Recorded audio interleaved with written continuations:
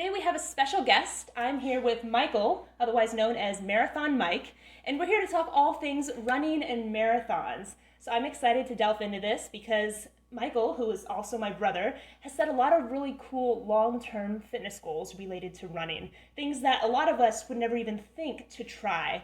But I think we're all going to be a little bit inspired to maybe give our long-term goals another look after this session.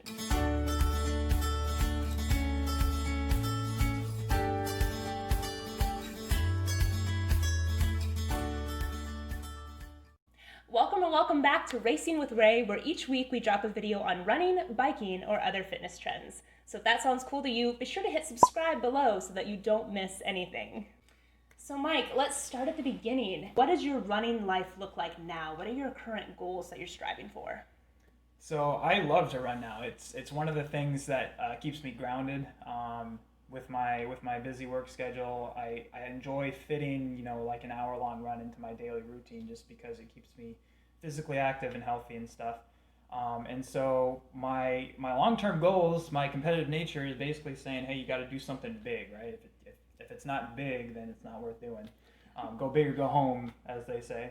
And so I heard some other people on some forums online saying they're wanting to run, a half marathon in every state or something like that. And I was like, I'm going to run a marathon in every state.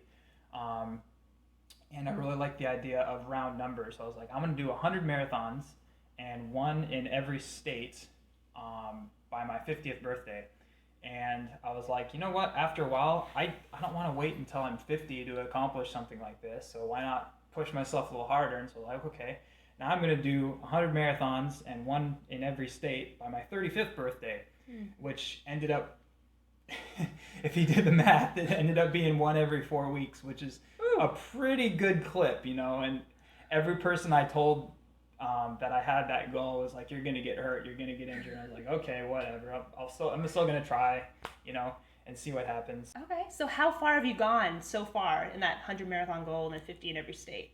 Well, the coronavirus, COVID-19, kind of put a damper on that because I had several marathons lined up for this year that I was registered for that ended up obviously canceling for social distancing reasons. But so far I've done seven total marathons, and so I've got obviously a long way to go. And since I haven't been able to do any so far this year because of COVID, I'm not sure I'm going to make that 35th birthday goal because now it's probably, I haven't done the math, but it's going to be like one every 3 weeks or something like that. So it'll be pretty tight, but we'll see what I can do. Yeah, so. Don't give up yet. It kind of depends how quick things open up. You never know. This is true. So would virtual runs count towards your goal? No. No, okay. So that's a big thing now. I'm not a huge fan of virtual runs, and the reason for that is because I run, like a half marathon on a random day anyway, and so the joy that I get from these actual races is the crowd. The crowds are there, tons of other runners that are also in the area, and there's an adrenaline and extra energy that you get from it. And in addition, those 50 marathons in 50 states. I want to actually run those as races in those states, because I want to bring home the medal, bring home the T-shirt, say that I did that, bring home a souvenir, and it's part of the memories too. So true. Yeah. So then, how many states have you run marathons in so far? Do you remember? Oh, I want to say, I think it's 5. Okay. I think it's 5.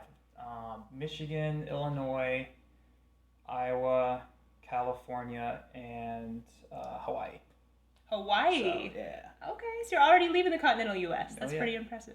Yeah. So if you're running one in Hawaii, I'm tempted to think that might be your favorite marathon, but I'm going to leave the question up to you. What has been your favorite marathon so far? Hawaii was my favorite marathon in Honolulu. Part of the reason for that was because it starts at, I believe it was like 5 o'clock in the morning, completely dark outside.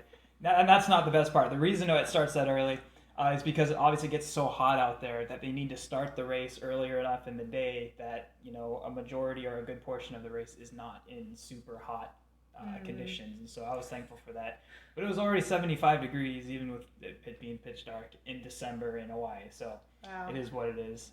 It was a blast though. They had awesome music and fireworks actually at the starting line, which was a lot of fun. And I think there was at least 30,000, maybe 40,000 people there. So it's a huge event. It's a lot of fun. The energy is there the whole way, obviously, and you're running in Hawaii, so the landscape and the course is just beautiful. So it was definitely my favorite by far.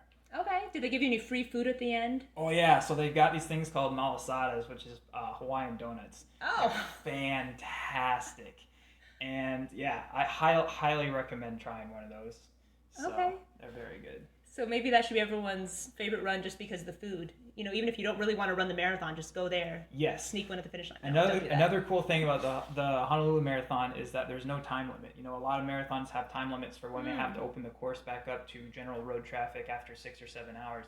Hawaii doesn't have that. So there's people that make a day out of it. You know, there's, I think, one of the years someone took like 19 hours or something to do it. Okay. And so, you know, they bring a backpack, they bring some food, they may have a picnic on the side of the race after a while. Okay. You know, and they just walk with their friends and family. They just walk the whole way, and you know, there's also competitive runners, obviously, but it's a race for everybody, is what I'm trying to say. So it's a good beginner's marathon if you're not sure how long it's going to take you, or if you just want to try it out or something like that. So. Okay. So if you're a walker and you want to give this a shot, go to Hawaii. What is your bucket list marathon? What would be the dream marathon you've only looked at so far, but you're like, I have to go do this? Definitely New York. Okay. Definitely New York. It's one of the most high-profile marathons, obviously in the country and potentially in the world. And so it's definitely one that's up there. One similar one that I've done is Chicago, another big city marathon, which is a lot of fun because you've got crowds lining the entire length of the course on both sides of the track, and so you've got just this energy the entire way versus some of these marathons out in the countryside and stuff. You get out to mile 14 or 15, the race field starts to thin out, and you're basically just running by yourself out there for a little bit. It can get discouraging for sure once you start to lose your energy.